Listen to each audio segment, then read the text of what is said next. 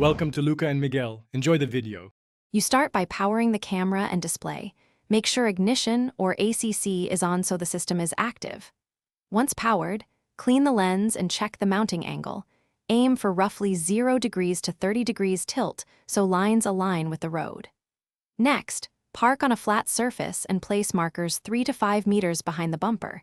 This gives you reference points for line calibration. Now move into reverse slowly to view how the guide lines behave and prepare to adjust settings. Once you see the lines, distinguish static from dynamic. Static remain fixed while dynamic follow your steering. Use that to predict the vehicle path. Make fine adjustments to camera height and tilt so the center guide lines line up with the bumper center. This ensures on-screen distances match reality. While reversing, use the cones or markers.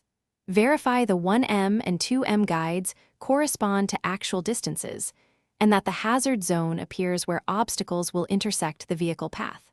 Finish by testing with real objects.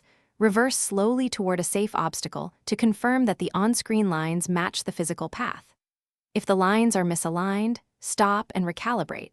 Adjust the camera mount, use the system calibration menu if available, or recenter the camera by small shifts of 1 to 2 centimeters.